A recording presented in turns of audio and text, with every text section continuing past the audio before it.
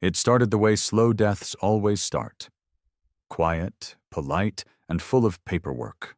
I was there the day the Galactic Council passed Directive 942, the one that cut Earth's trade output by 80% for environmental balancing.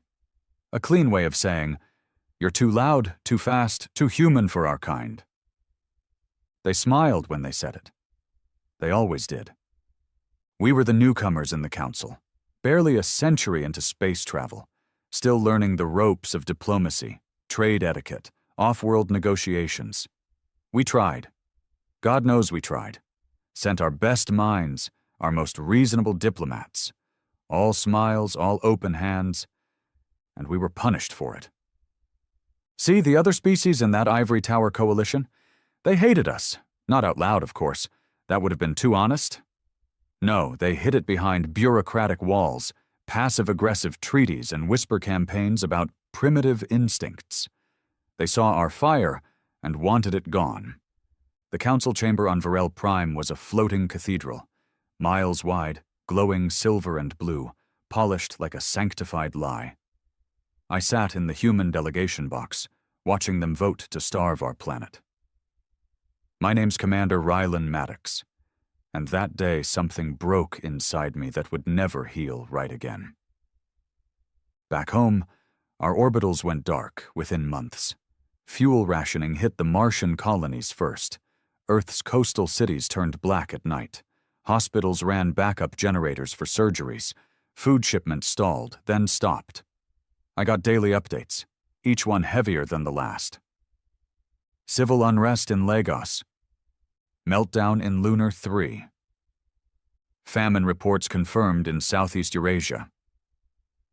I read each line like a quiet death notice, because that's what it was.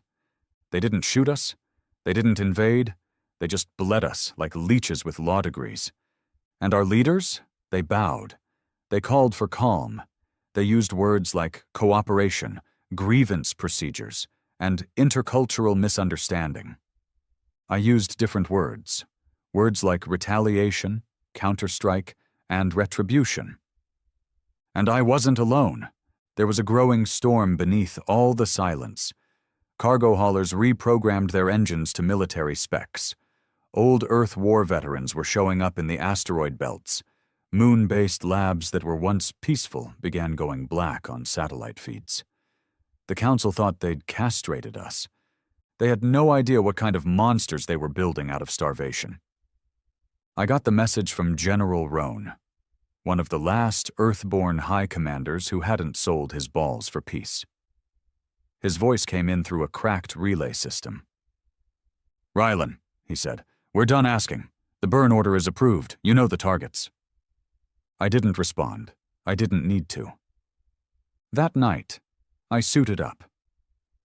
I walked onto the bridge of the Vindicator, Earth's last Dreadnought-class warship they thought we had decommissioned. The ship's AI reactivated after years of slumber. Its voice was colder than frost. "Welcome back, Commander.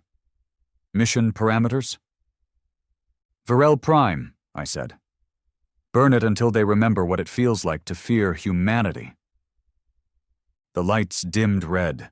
The ship roared to life like an animal unchained. I looked out into the void, not with hope, not with pride, but with rage carved into my bones. They called us uncivilized, too violent, too emotional, and they were right. They just forgot one thing. You don't push Earth.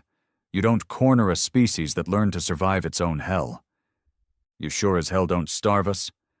Because when the last polite word dies on our lips, there's only one thing left. Fire. The Vindicator wasn't just a warship. It was a statement. A 3,000-meter-long middle finger to the Galactic Council and everything it stood for. She was mothballed 10 years ago, under council pressure, docked in the shadow of Pluto like a sleeping god. But they never shut her down completely. We made sure of that. Back then, I called it insurance. Now, I called it the beginning of hell.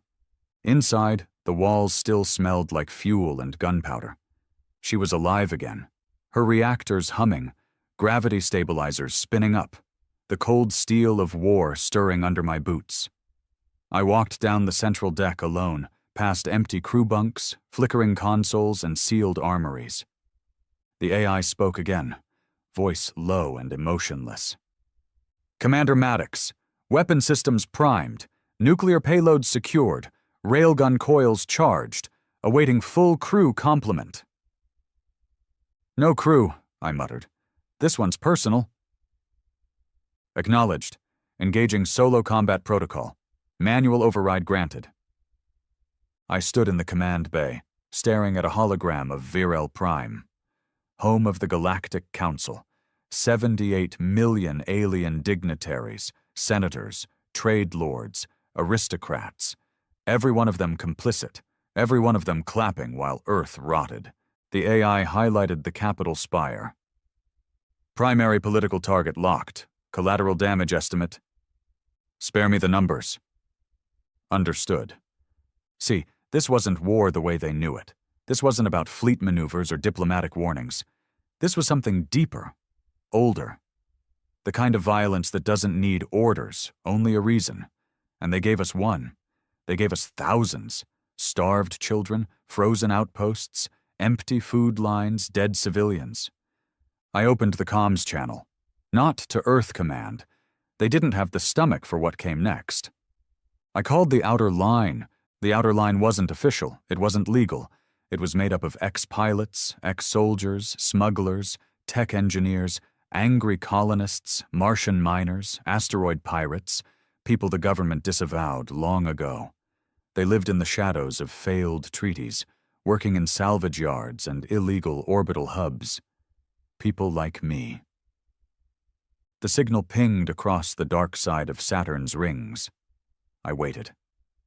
Static buzzed. Then a voice. Female, low, rough as gravel. "Rylan, we figured it'd be you. Got targets. Send coordinates. No negotiations this time." A pause. "Good. We're tired of pretending." One by one, the others answered. Cargo haulers that were secretly gunships, research stations that housed EMP arrays, civilian freighters with retrofitted missile bays. They were all done playing nice. The AI tracked them as they aligned in stealth across the outer sectors. It wasn't a fleet. It was a massacre waiting for permission. I gave it. Back on Earth, the media would try to calm the riots with propaganda. Government leaders would urge measured responses. But out here, we weren't asking anymore. We were the part of humanity that still remembered what a punch felt like. The part that didn't care for soft speeches and interstellar harmony. You starve us. We bring the butcher's bill. The Vindicator exited Pluto's shadow. Her engines ignited, lighting up the void with a cold white fire. The ship groaned, angry from its slumber, as if it too remembered everything they did to us. "ETA to Virel Prime, 47 hours, the AI said. That gave me time to think, time to remember. I had a son once, Terran. 17 years old, born on Europa Station. Smart kid. Too smart. He believed in peace, believed in the Council, said I was too bitter, said I held on to war like a crutch. I let him believe it. Let him think the universe could be fair if we just played nice. He died during the freeze riots. When Council-imposed fuel shortages hit the Jovian stations, temperatures dropped fast. The station governors turned off heating in non-essential sections. Terran was in one of them. They said he froze in his sleep. I didn't go to the funeral. There was no body to bury. Just a message on a cracked data tablet. We regret to inform you. They always regret, but never enough to change anything. That's when I stopped being patient, stopped believing in the system, because systems don't bleed, only people do. Hours passed. Then came the Intercept. A Council war frigate, Zareth class, appeared on long-range scans. It was headed toward me, flanked by 2 smaller corvettes. Fast, nimble. Not meant for open war, but good enough for intimidation. They hailed me. A bloated face appeared on screen. Pale skin, black eyes, soft hands. Bureaucrat in uniform. Unidentified vessel, this is Council Enforcement Ship Vornak. You are entering restricted space. Identify yourself and stand down. I smiled. Sure thing. Name's Commander Rylan Maddox, Earthborn, former Council Navy, and you're going to want to get the hell out of my way. The alien blinked. You are violating. I cut the channel and fired. 2 railgun slugs tore through the void like angry gods. The corvettes evaporated into spinning chunks of glowing scrap. The main ship spun out of formation, engines crippled. I could hear the silence of space. No screaming, no last words, just explosions, fire, and the cold satisfaction of balance. The AI chimed in. Hostiles neutralized. I nodded, gripping the railing tight. It had started. 40 hours in, I met the rest of the fleet near the Varen Fold Gate.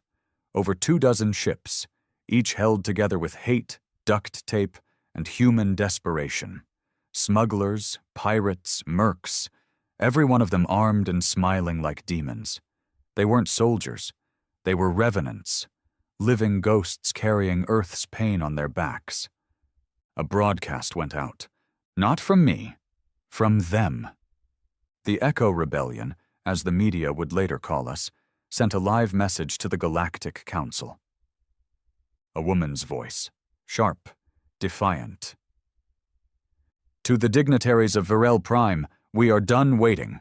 You cut Earth down and thought we'd stay on our knees.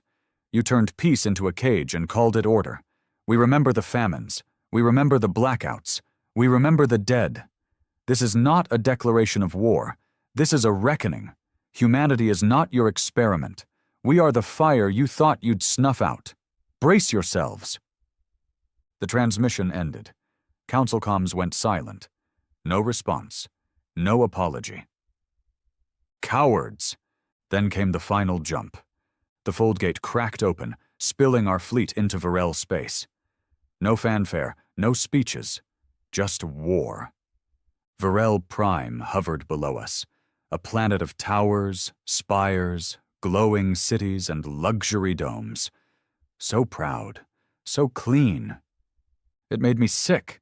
The AI cued targets, defense turrets, atmospheric regulators, comms hubs, the capital spire. I gave the order, paint the spire, load Hellfire-class nukes. Confirmed, firing sequence initiated. On screen, the city sparkled. Alien children played in parks. Officials walked glass bridges. Markets buzzed. The same people who signed off on Earth's slow death. The same ones who cut our food lines while sipping imported wine. The nuke launched. A bright, silent bloom erupted in the center of the city. The capital spire cracked in half, falling like a dying god. Fire swallowed buildings. Screams poured into open comms. The perfect alien utopia shattered like stained glass. I didn't blink. The AI whispered one last update. Target destroyed. Estimated casualties, 2.7 million. I leaned forward, voice low. Good. That was just the beginning. More ships broke from the shadows, hammering infrastructure. Council satellites burned out. Supply depots vanished in molten craters. Their fleet tried to rally, too slow, too used to order, not ready for chaos. We gave them chaos. For every child that starved on Earth, a city burned. For every colony they choked, a station exploded. We didn't conquer. We didn't occupy. We made them feel what we felt. And when their leaders begged for a ceasefire, we didn't answer. Because it was never about war. It was about making the galaxy remember that Earth doesn't beg. We warn. We bleed. We burn. Then we return fire. The Virel system was burning. You could see it from orbit. Smoke coiling upward in slow spirals, cities glowing red in places where they used to shimmer gold. Communications blacked out. Council response fragmented. Their peacekeepers were either dead or running. The Vindicator's control deck was quiet. Just the hum of the AI and the fading echo of nuclear fire. Estimated counter-strike window, 3 hours, the AI said calmly. Council fleet mobilizing from Sector 12. Let them come. I sat alone, staring out the viewport. I should have felt something, relief, satisfaction, but there was nothing left, just ash where hope used to be. I didn't come here for peace. I came to make sure they never forgot what Earth did when cornered. This wasn't about a war they could win or lose. It was about memory, burning it into their alien bones, making sure they understood the price of pushing us too far. Behind me, the rest of the fleet continued the assault. Makeshift human ships with scavenged weapons tore into orbital stations.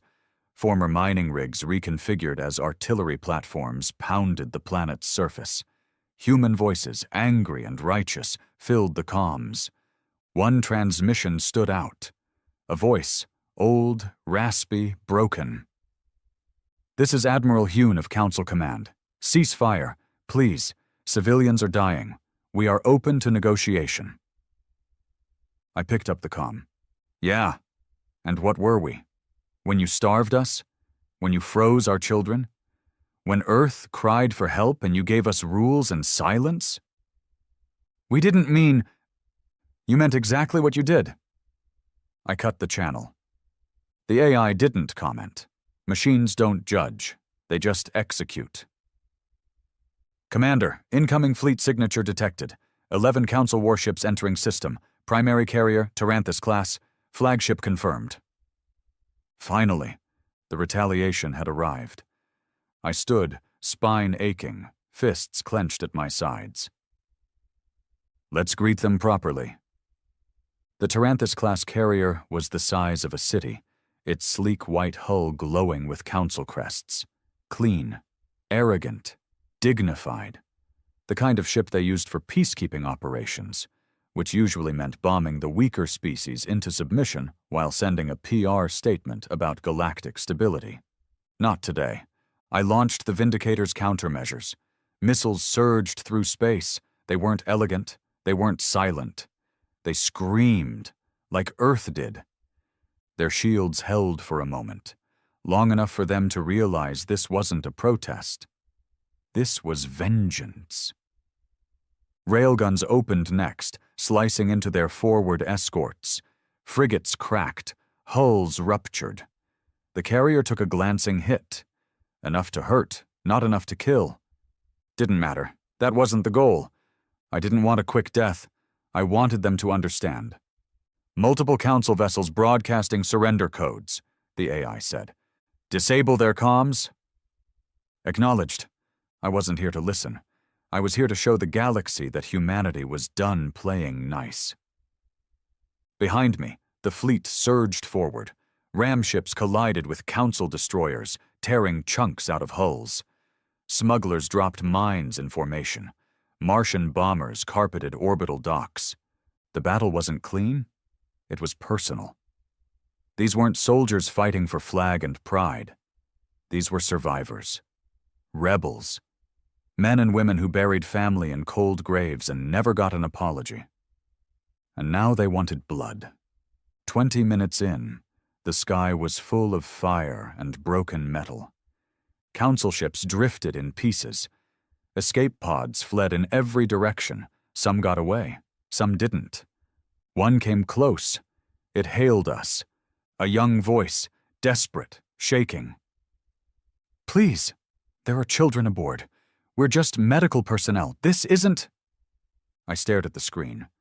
A small freighter. Non-combatant. But they were council flagged. I paused. For a second, my fingers hovered over the shutoff. And then I remembered Europa Station. I remembered the reports, the non-essential sectors. The children freezing in the dark while the council prioritized supply chains. Terran. I gave the order. Target locked, the AI confirmed. Firing. The screen went black. No explosion shown. No sounds heard. Just the weight. This was what they made us into. And now they'd reap it. The council wasn't quiet for long. At hour 5, they tried again, this time through an old friend. The comm pinged. The AI hesitated. Incoming call from Ambassador Rune, former human liaison. Encrypted line. I laughed. Patch him through? The man who appeared on screen had aged. His face was worn. Gray now, eyes tired. He looked like a diplomat stripped of all illusion. He didn't waste time on pleasantries. Rylan, you've made your point. No, I said. Not yet. We need to stop this. We tried stopping it. You called it compliance. Now it's your turn to learn what that word really means. He sighed. They're scared, Rylan. The other species, they're talking about cutting Earth off completely, not just trade, existence. You're giving them the justification they always wanted. They already did that when they starved our people. You think this ends with fire? You think you can kill your way to justice? I'm not here for justice, I'm here to remind them. He looked at me like he was staring into a man he no longer recognized. But the truth is, I had never been more myself. That night, in the ship's dark quarters, I sat alone. No officers, no crew, just silence and old memories. I opened the only file I kept locked. A video of Terran, 16, laughing in the old Europa greenhouse. Sunlight, well, simulated sunlight, on his face. Talking about how one day he'd joined the diplomacy corps, how he'd helped build something better. I watched it on loop, then I deleted it. He died believing in peace. I lived to prove why that dream was always a lie. Back on Earth, I knew they were panicking. Governments issuing public apologies, council puppets trying to clean up the mess, telling the galaxy that Rylan Maddox doesn't represent humanity. But that was another lie. I represented everything they tried to bury. The anger, the hunger, the betrayal, the refusal to die quietly. And more were joining. New fleets from Saturn's moons, outlaws from Titan, former peacekeepers switching sides, colonists from Proxima declaring independence. The Council's grip was cracking, and not from alien pressure, from within. Because it turns out, you can only suffocate humanity for so long before something feral fights back. At hour 12, the Vindicator received a direct message from the Council core worlds. A single sentence. What do you want? I smiled, leaned in close to the console. We want you to be afraid every time you hear the word Earth. And then I gave the next order.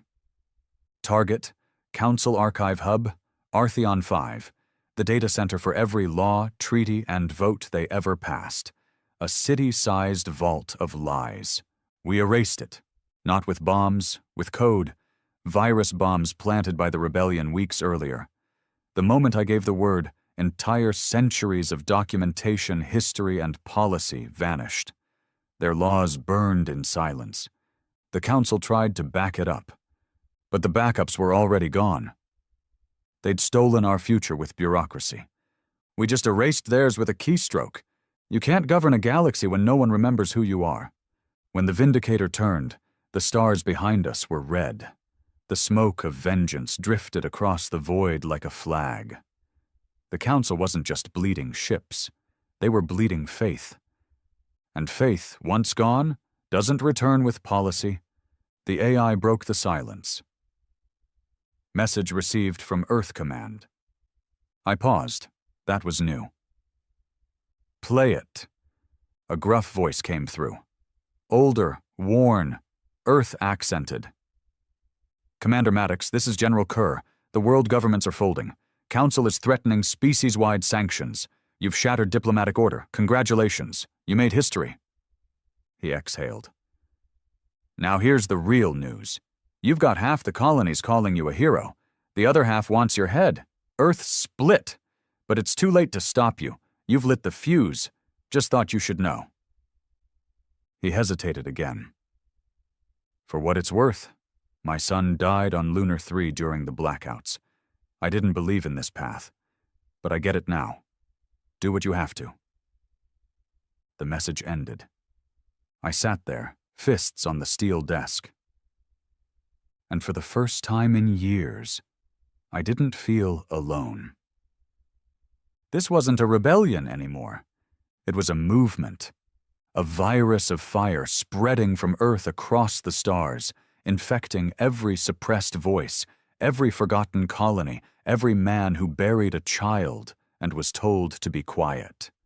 The Galactic Council pressured too far, and humanity answered with fire. You know you've broken the system when it starts to eat itself. That's what I saw over the next few days. Not retaliation, not strategy. Panic. Council outposts shut down communications. Border planets started rejecting their broadcasts. Neutral species cut diplomatic ties, not because they sided with us, but because they saw what fear looked like and didn't want it knocking on their doors. And make no mistake, we were fear, wrapped in steel, carved in grief, painted in the blood of bureaucrats who thought they could regulate human fire like it was a market. I stood on the bridge of the Vindicator as a relay from the Saturn blockade fed into the screen. There were no suits, no admirals, just a scruffy man with oil on his hands and murder in his voice. "Station Azura just kicked out their council rep. Bastard tried to use emergency override codes to shut down our life support. He left in a pod, -1 arm." I nodded. "Good. Send them targeting coordinates. There's still a weapons cache on our Venice 3. "You got it." This was how it started. Not with banners or declarations, but with regular people deciding not to die politely anymore. We didn't need to keep bombing planets. We just had to keep reminding them what they let happen. By now, the media spin was in full meltdown. Council broadcasts tried to paint us as extremists, terrorists, human supremacists, rogue factions. They showed old footage of Earth wars, tried to frame it as a warning. Didn't matter, because we had something stronger than narrative. We had proof. Proof of food shipments blocked, hospitals shut down, entire cities left to freeze. We released the data. Unfiltered. Names, timestamps, votes, signatures, all tied to smiling council officials who'd gone on vacation while Earth starved. And the galaxy watched. We weren't the monsters anymore. We were the mirror. I ordered the Vindicator to refuel near the wreckage of Council Station Delta 13. There was nothing left but twisted steel and empty airlocks. We salvaged what we could. Converted scrap into armor plating. Rerouted coolant lines. War doesn't wait for elegance. That's when the message came. Not from the Council, from someone worse. "Commander Maddox, this is High Executor Krail of the Vorth Dominion." The Vorth, 7-foot-tall bastards with bone-plated skin and zero regard for anything not Vorth. They were supposedly allies of the Council, but everyone knew they followed their own agenda. He stood tall on the screen. Behind him, a massive warship with jagged armor pulsed like a living thing. "Your demonstration has impressed many, including us. We believe the Council has grown soft, weak. Your actions prove humanity is salvageable." I stared at him. "What are you offering?" "Alliance.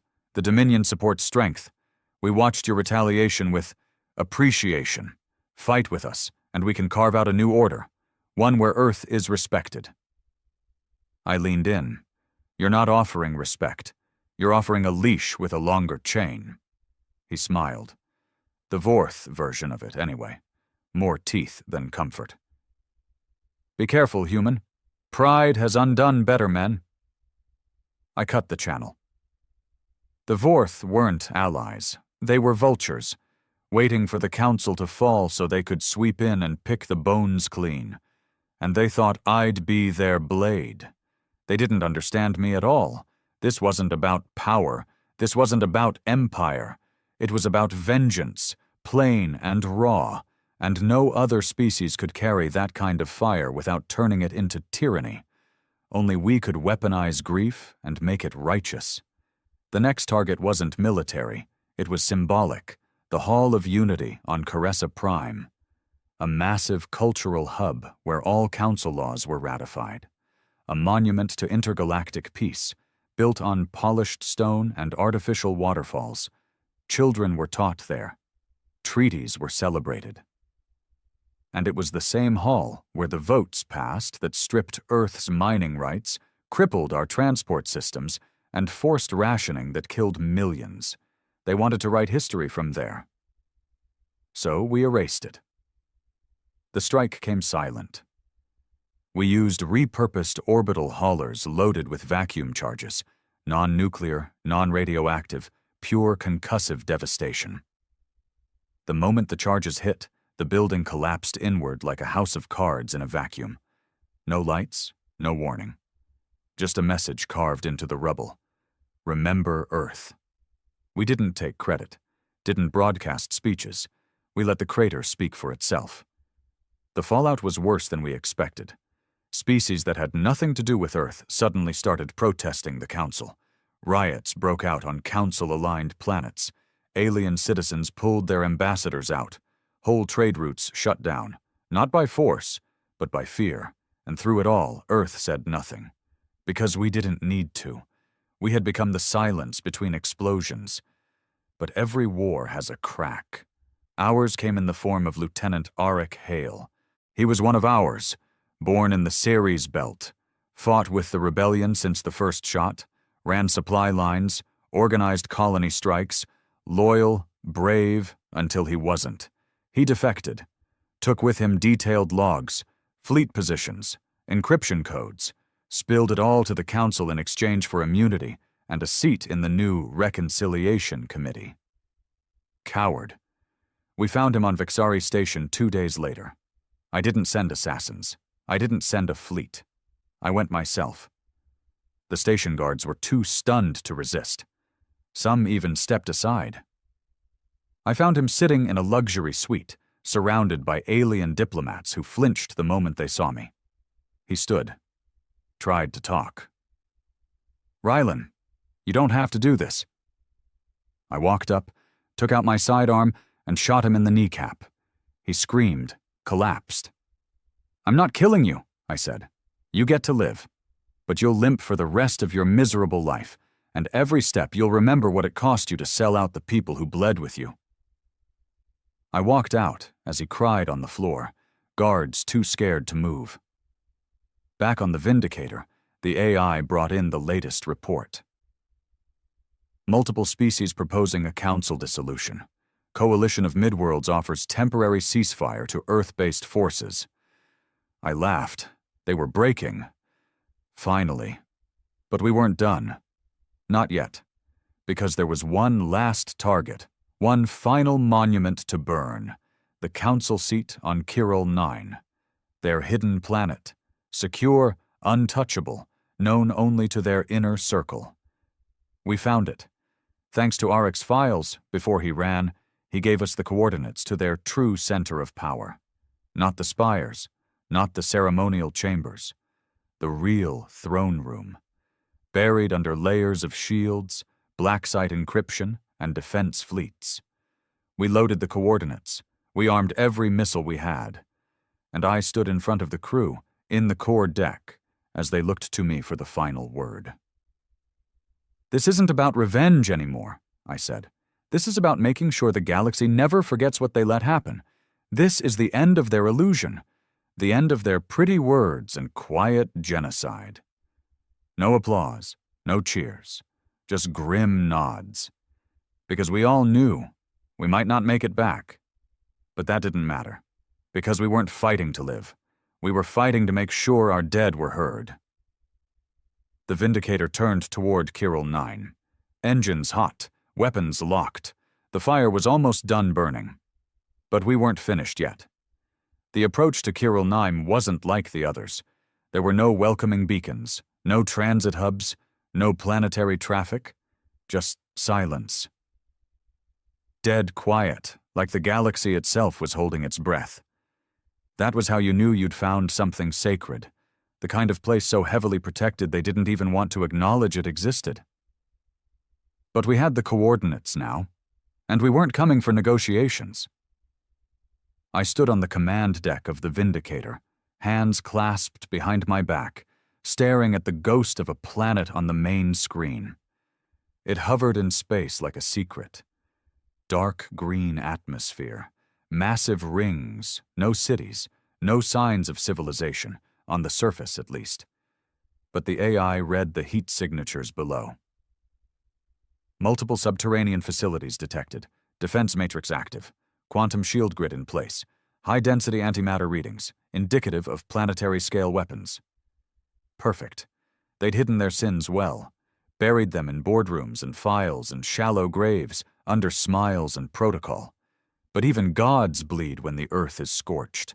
The fleet gathered around us like wolves. 29 ships, fractured hulls, scarred plating, a graveyard's worth of dead names painted across every deck. This wasn't a fleet. It was a funeral procession heading for the home of the executioners. Every captain sent the same message. We follow you to the end. They weren't here for glory. None of us were. We didn't care for medals or legacies. We cared about making them remember. As we drew closer to orbit, the Council finally spoke. A transmission broke through the static. The voice was calm, composed, female. This is Council spokesperson Elira Varen. You are violating the boundaries of a protected neutral system. Turn back. We are prepared to defend ourselves. I answered myself. Good. So are we. You don't understand what you're doing. You're right. I'm not doing. I'm undoing. We can offer terms. You offered starvation. You offered death. This is our response. I cut the line. The first wave hit their orbital grid hard. EMP bombs, stealth nukes, railgun shells. Their shields held for about 10 minutes, long enough for them to realize we'd been planning this longer than they thought. Our engineers, some of them from Europa's resistance movement, had spent years studying Council defense tech. Every loophole, every blind spot, every delay between shield pulses. The moment the cracks appeared, we widened them. And then we pushed through. The planet's upper atmosphere lit up in flame. Explosions rippled across the sky. Debris rained down in firestorms. Defense satellites blinked out. Orbital cannons rotated too slowly, and we kept going. I led the charge in a modified dropship retrofitted with heavy plating and ion thrusters. My squad was hand-picked, men and women I trusted with my life. Veterans from the Earth riots, survivors of the Martian blackouts, a medic who lost her sister during the lunar shutdown, a gunner whose entire unit was starved out on Ganymede. We weren't heroes. We were witnesses, and we were here to give our testimony in the only language they'd ever respected. Violence. The dropship punched through cloud cover like a fist. We dove straight toward the primary compound, coordinates marked from Arik's stolen data. A massive bunker, half buried under ice and metal. As we closed in, automated flak lit up the sky. I could hear it pounding against our hull, tearing chunks off the rear thrusters. "Brace!" I yelled. We crashed hard, skidded sideways across the surface, crushed half a tower, and came to a stop with smoke rising from the vents. Didn't matter. We were alive, weapons up, visors down. The hatch blew open, and we ran straight into the storm. The compound was a labyrinth of sterile halls and blast doors. It looked like a hospital. It smelled like a grave. We moved fast, floor by floor, clearing rooms, silencing guards. Most of them weren't soldiers. Just administrators. Cowards who pressed buttons while billions suffered light years away. Some begged. We didn't listen. Some fought. They died. We weren't killing out of hate anymore. We were cleansing. Then we reached the central chamber, Massive vault doors, reinforced, 10 meters thick. DNA locked, voice authenticated, armored with materials stolen from mining colonies that once belonged to Earth. I looked to Lieutenant Harrow. He was bleeding from the shoulder, limping, but still moving. "You got enough left to breach it?" He grinned through broken teeth. "Only need one arm." 3 minutes later, the doors exploded inward. And there they were, the Core Council. 6 of them, all seated around a circular chamber with glowing consoles. Their faces were pale, soft, untouched. None of them had fired a weapon in their lives. They didn't stand, didn't beg. They just looked scared. Finally, I stepped forward, my boots echoing in the silence. They watched me like they were waiting for a negotiation. There wasn't going to be one. "You knew," I said. They didn't answer. "You saw the famine reports, the energy shortfalls, the blackout zones. You read the death counts, and you still voted for sanctions. You still locked us down." One of them, a man with silver skin and 3 eyes, spoke. "Earth's aggression had to be managed. Your instability posed a threat to galactic order." "And what did starvation pose?" No reply. Another one, a female with a translator chip blinking in her throat, tried. "We believed containment would limit escalation. You underestimated how far a man will go when you murder his child slowly." She flinched. But I wasn't here for confessions. I turned to Harrow. "Execute them." He didn't hesitate. 6 clean shots, no blood, the bullets vaporized on impact. Silent justice, efficient, cold, just like their policies. We planted charges in the core of the compound, enough to collapse the entire structure into itself. As we exited, the comms buzzed. "Rylan," came the voice from orbit. "Council forces in full retreat, fleet scattered, half of them turned on each other." "Any from Vorth?" "They're holding position, watching." "Let them watch." As the Vindicator lifted us back into orbit, the compound below erupted in fire. The ground shook, metal towers collapsed, smoke rose like a black flag, and just like that, the Council was dead. Not symbolically, not politically, literally. You'd think we'd celebrate. But there was no cheering, just silence, exhaustion. Because vengeance isn't joy.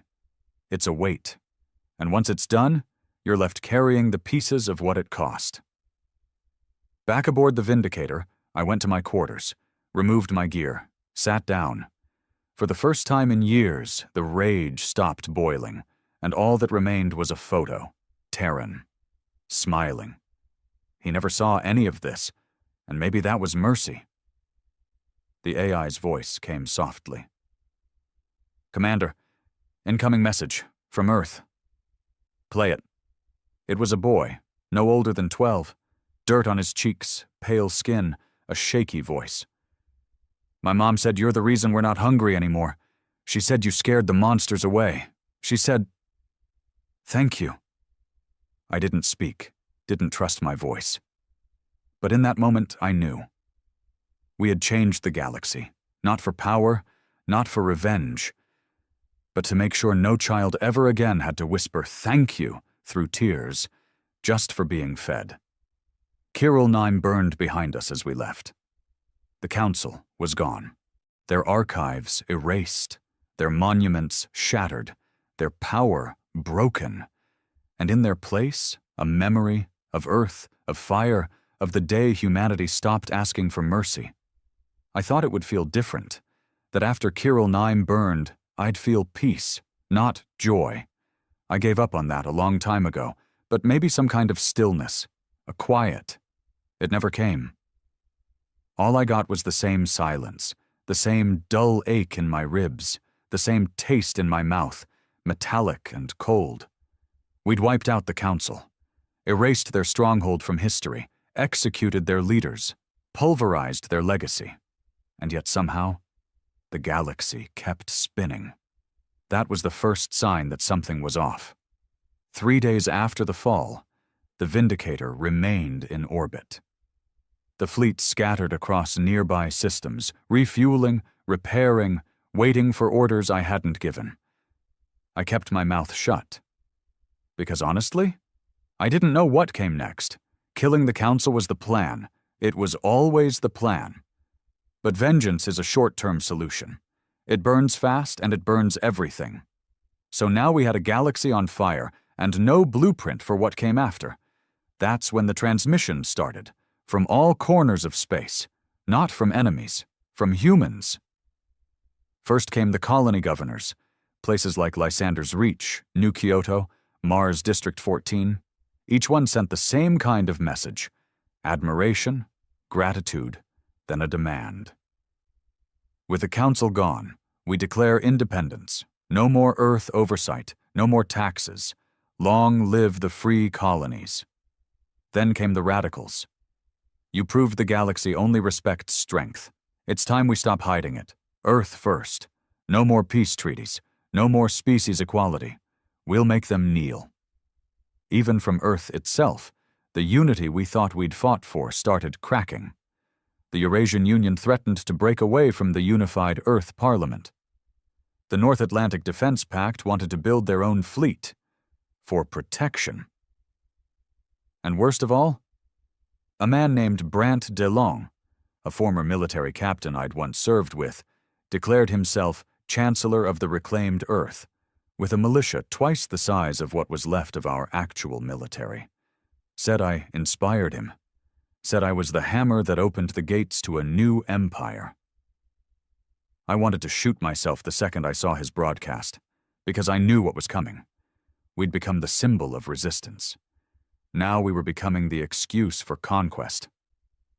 Lieutenant Harrow stood across from me in the command room, arms folded, looking grim. "They're turning on each other already," he said. "We broke their chains, and now they're strangling themselves with them." I stared at the planetary display. 53 rebel factions, 17 splinter colonies, 6 new governments all claiming legitimacy, half of them using my name like it gave them divine permission to rule. They didn't want freedom, I muttered. They just wanted a different master. He didn't argue, because we both knew it was true. Then came the real warning.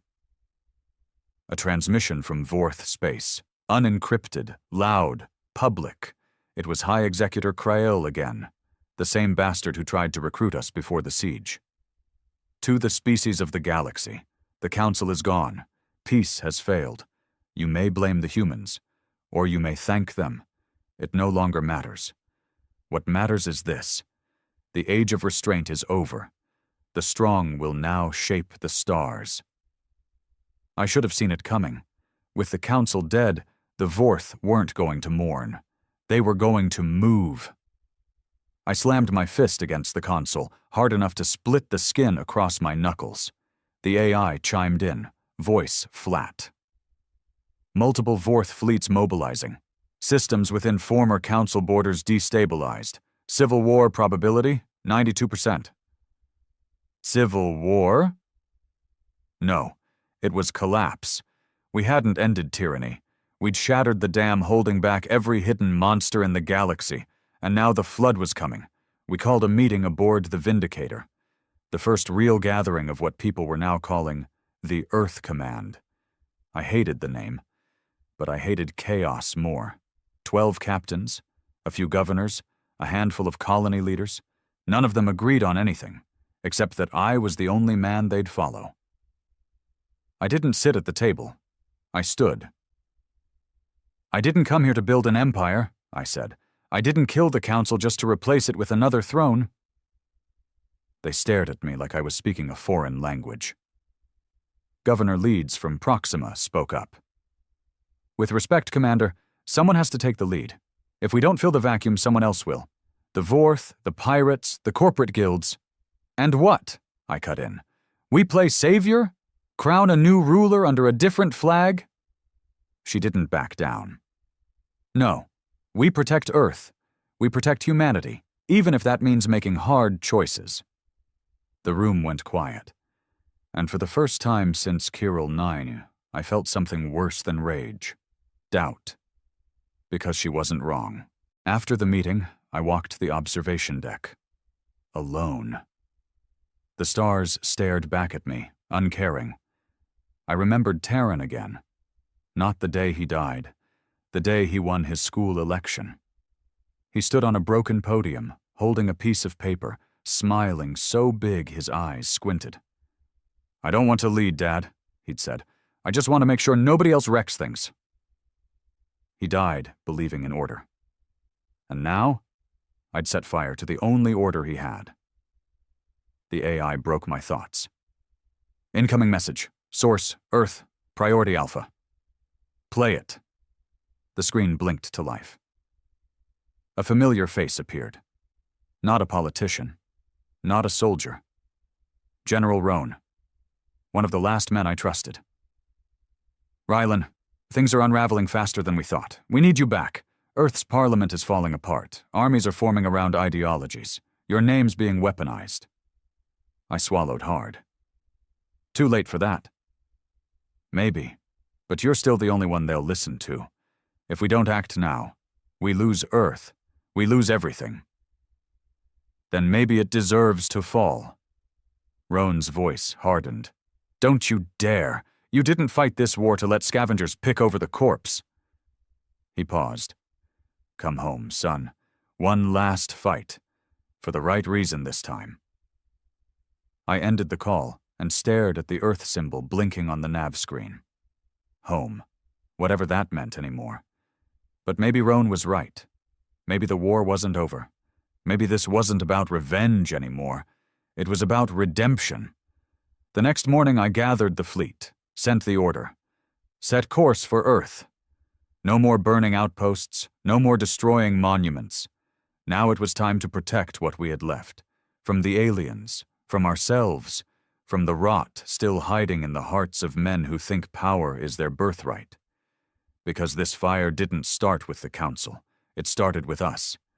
And if we didn't own it, it would consume us. The Vindicator turned toward home, engines roaring, the fleet shifting into formation behind it like a pack of wounded wolves. Earth awaited. And this time, we weren't coming to demand justice. We were coming to defend it, even if it meant standing against the very people we once fought beside. Because sometimes the hardest enemy to kill is the one wearing your face. We came out of fold space over the moon, a ghost fleet returning to a planet that barely recognized itself. Earth wasn't quiet. Earth was screaming. From orbit, I could see the fractures. Not physical. Those came later. These were political, ideological, and worse, personal. City-states claiming sovereignty, megacorps hiring private armies, refugee zones built around collapsed infrastructure where council support had once propped up weak governments. The unified Earth Parliament? Gone. Dissolved 2 weeks after Kirill 9 burned. What was left of it now sat scattered across underground bunkers and secured satellite platforms, each one pretending to still speak for humanity. And everywhere? My name. Scrawled on resistance banners, painted on riot shields, chanted in back alley broadcasts by lunatics who'd never seen a battlefield in their lives. Rylan Maddox showed us the way. Rylan Maddox burned the chains. Rylan Maddox is the fire. Every time I heard it, I felt sick, because they were wrong. I wasn't the fire. I was just the spark. We landed the Vindicator in what was left of Geneva, used to be the capital of diplomacy.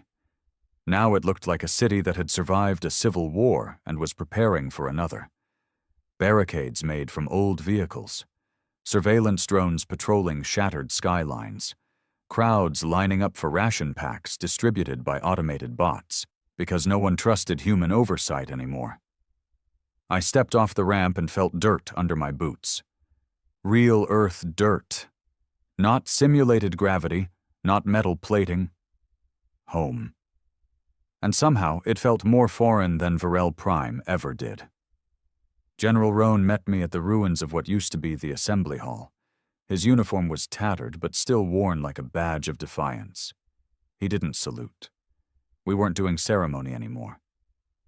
"You look worse," I muttered. He grunted. "So do you."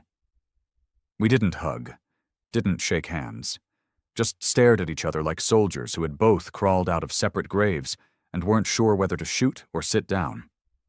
He finally broke the silence. "It's worse than you think." "I know."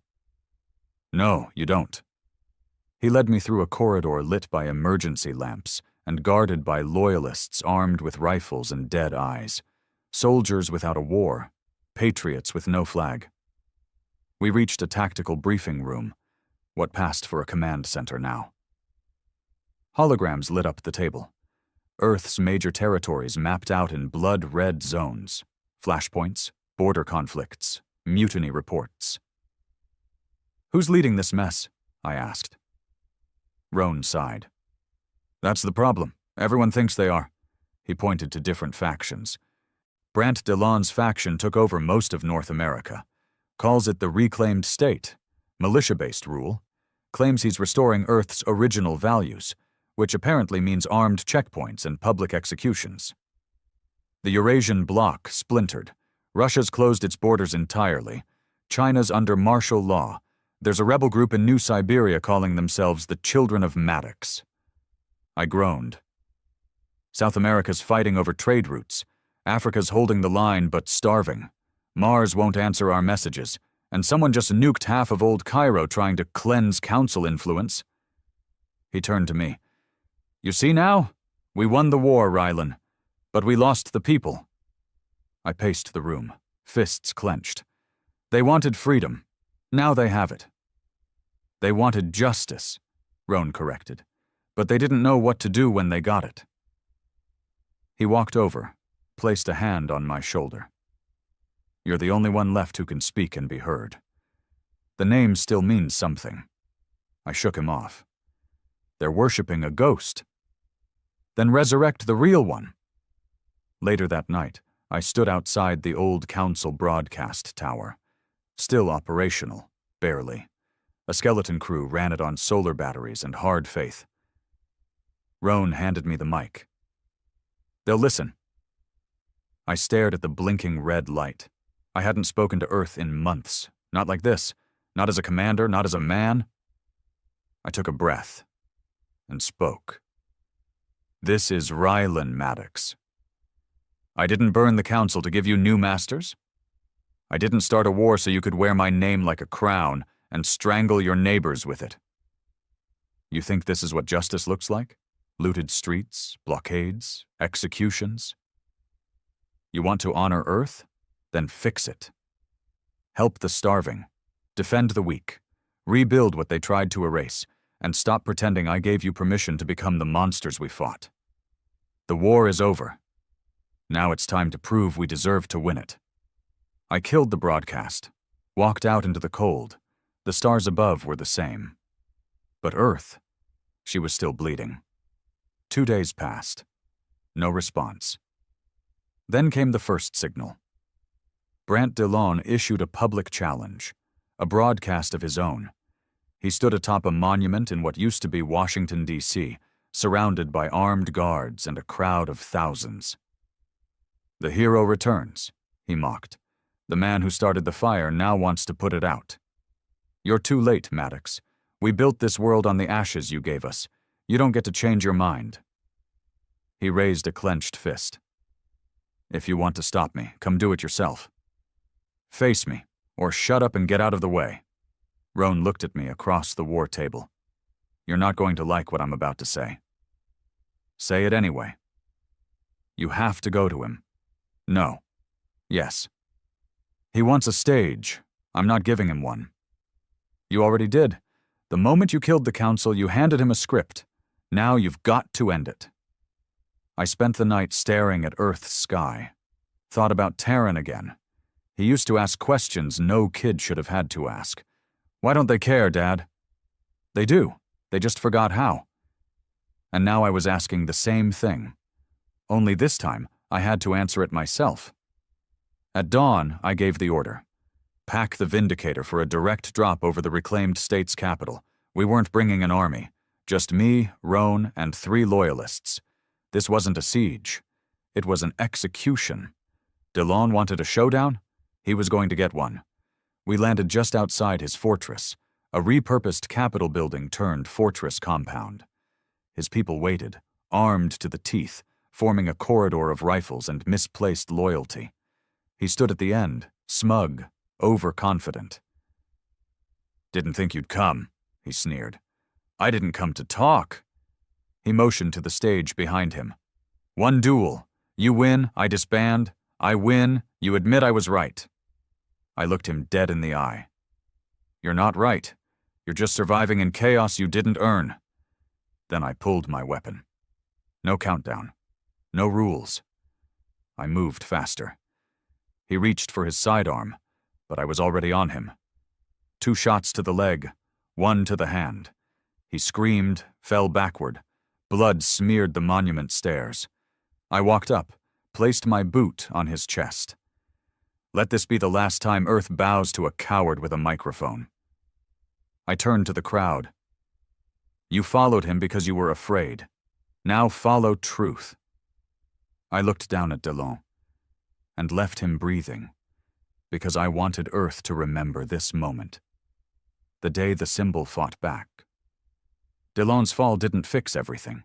It didn't magically erase the blood spilled or rebuild shattered cities, but it sent a signal, one louder than any broadcast, stronger than any speech.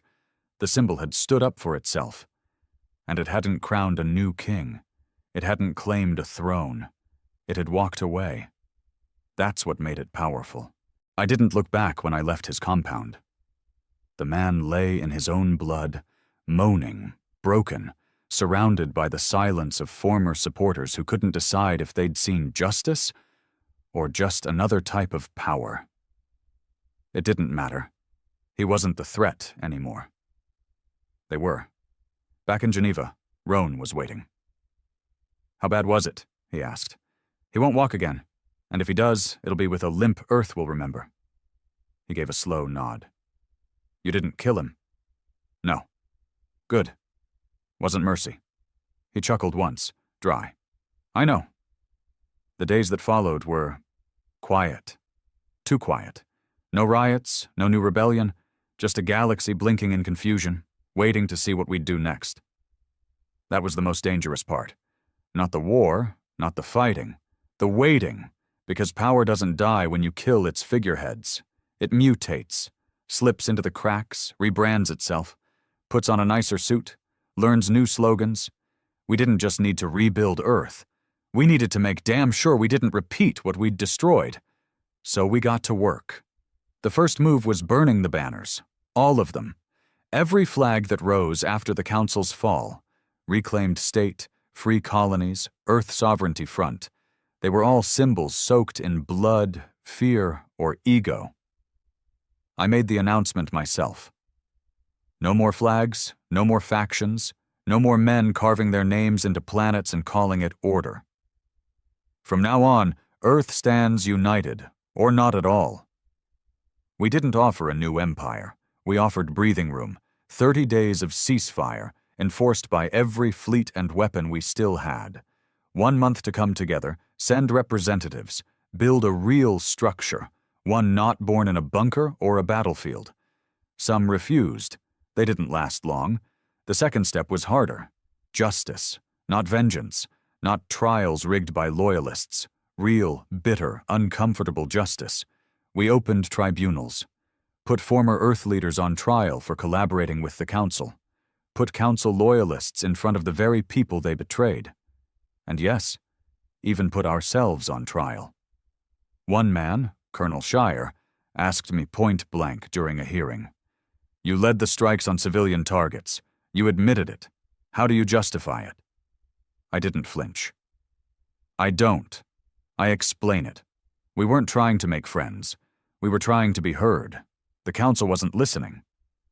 "And would you do it again?" I paused, then said, "No, because now the galaxy listens when we whisper." The third step?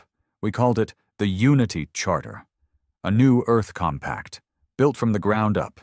No top-down government, no elite ruling class. A council of equals, rotating power, citizen-reviewed laws, decentralized infrastructure, and planetary veto rights. Not perfect. Nothing is. But better. We didn't ask alien species to join it. We invited them. Some laughed. Some spit on it. A few watched in silence.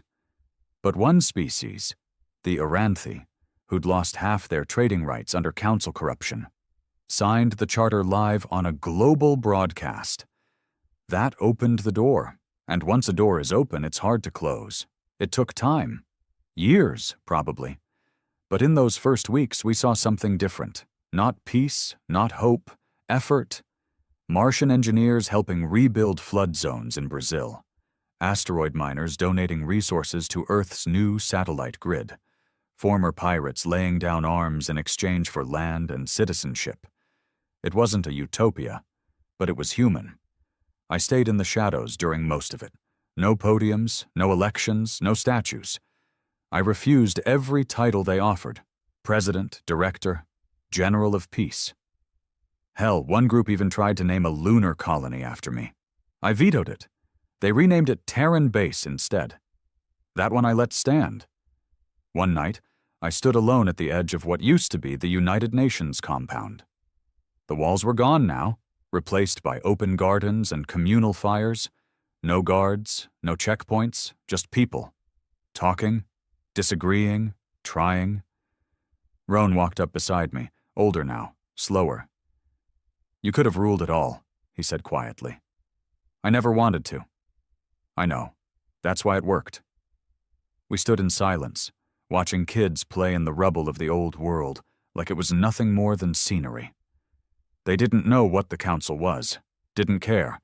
All they knew was that someone had protected them, then walked away from the throne. That mattered more than anything I ever said. Eventually, I left Earth, took a small ship, disappeared beyond the belt. Not because I gave up, because they didn't need me anymore. And that was the goal all along. They still tell stories about me. Some are true, most aren't. They say I burned a planet with one command, that I faced down Vorth fleets alone, that I once shot a council senator with a weapon made from recycled ration cans. I let them believe what they want, because what matters isn't the man, it's the memory of a time when Earth got tired of kneeling, of a time when justice wasn't handed down, it was taken back, of a time when we answered pressure with fire, and then chose to rise from the ashes instead of building a new pyre. So if you're hearing this now, wherever you are, whatever world you're standing on, remember this. We weren't always right. We weren't always good. But we stood. We burned. And then we rebuilt. Because that's what humans do best. Not conquer, not command. Survive. And make damn sure the next time someone tries to break us, they think twice.